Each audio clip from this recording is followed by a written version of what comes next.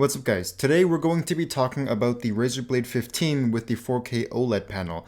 Not a whole lot has changed since the previous version with the 8th gen CPUs and the RTX graphics cards. There are a couple nice improvements, but the main reason why I'm reviewing this is because of that OLED display. I'm sure most of you know what OLED is and all the good things about it, so let's just jump right into the review. The build quality of this laptop is one of the best on any devices that I've seen. It's on par with the MacBook Pros and the XPS laptops. Super rigid, there's zero flex on the top case, the screen assembly is also constructed entirely out of aluminum, so there's very little give when you torque it. Hinge tension is perfect, it's both a one-hand open and it's tight enough to minimize the screen wobble, which is really nice because this is a touchscreen. It's still matte black, so it gets really messy with the oils on your hands really easily, but that's about the only criticism that I have for the build quality. Now, in my Razer Blade Pro review, I said that the keyboard felt a little bit different than what I remember of the previous Blade 15, and this is definitely a lot easier to type on than the Blade Pro.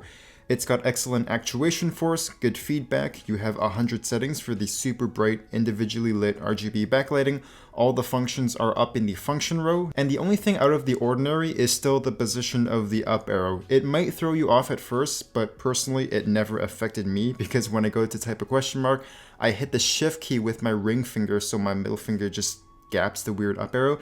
Good keyboard, just the weird up arrow is all. And below that is the massive trackpad. It's got a smooth glass surface, tracking and gestures work great, it's running Windows Precision drivers, so everything works well. I like the feel of the clicks, but the trackpad requires a little bit more force than normal to activate. Not a big fan of that. I can't confirm for sure if the speakers have been improved since the last version, but I swear these are much louder and more detailed than what I remember of the previous generation, because I always thought that the previous model was just barely loud enough. Like, loud, but not particularly loud. Vocals were also okay, but these are really loud and they're really detailed. It still lacks a subwoofer, so bass is kind of weak, but they're good for YouTube videos and watching, I don't know, whatever you want. So the big thing with this laptop is the 4K OLED panel, and there's a lot to talk about. So I'm going to talk about the negatives first, and then the good and who I think should opt for OLED panels on laptops in general. The first issue came up immediately when I started using this laptop, and that's when you lower the brightness from 100% to 90%, so that's one notch down, the contrast, saturation, and color depth seems to drop significantly, and it also seems to add a slight green tint to the display, enough to where it's obvious even on camera. And after that, going from 90% to 0% keeps the same image quality, so contrast, saturation, everything's the same, but it just lowers the brightness as you would expect. So there's two outcomes to this. Either it's a software issue and Razer fixes it, or it's a hardware thing and all OLED laptops suffer from this. At least for now, because Samsung is the only one making 15-inch OLED panels for laptops, so everyone's using the exact same panel. The other thing is color accuracy for content creation. Contrast and saturation are much higher than what you would perceive with an IPS panel. And note that I said perceive because when I ran my colorimeter on it, color accuracy was actually quite good, and after calibration, it was pretty much perfect. So take this image, for example, really low contrast, right? Just by increasing the contrast, so making the whites brighter and the blacks darker, all the colors appear more vibrant even without touching the saturation.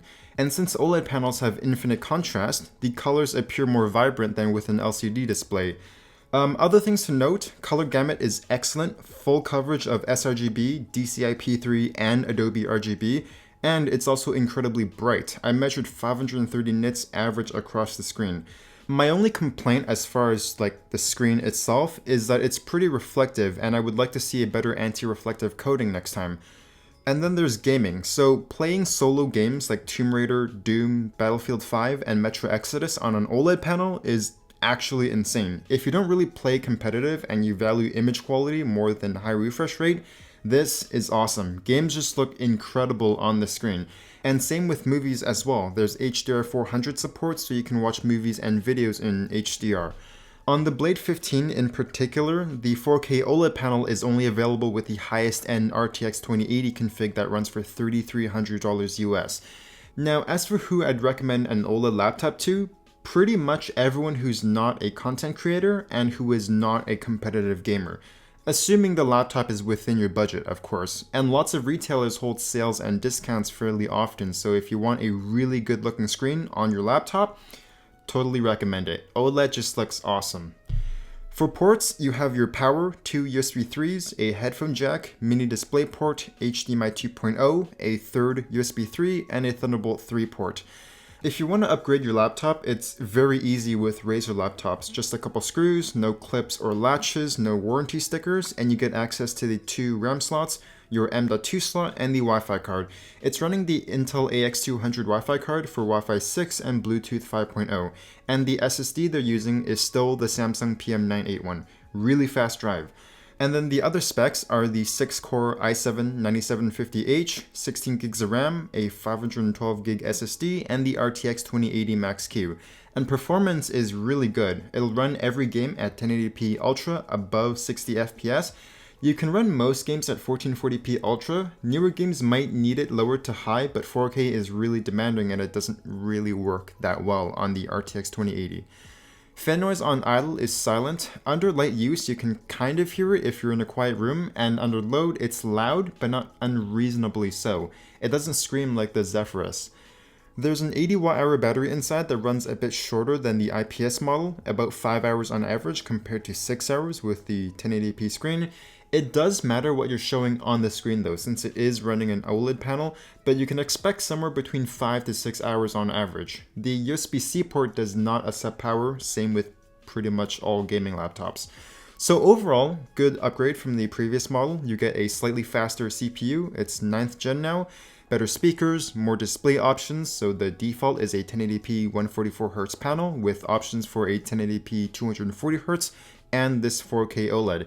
If you want a 4K screen that's IPS, you have that with the 8th gen CPUs, still RTX graphics cards, but there you have it. A really good laptop, a really expensive one, but if your budget allows for it and you don't care about value, you just want a well-built, thin and light, high-performance laptop, can't really go wrong here. Okay, that's the end of this video. I'd love to hear any laptop recommendations for review in the comments. Thanks for watching. I'll see you guys next time.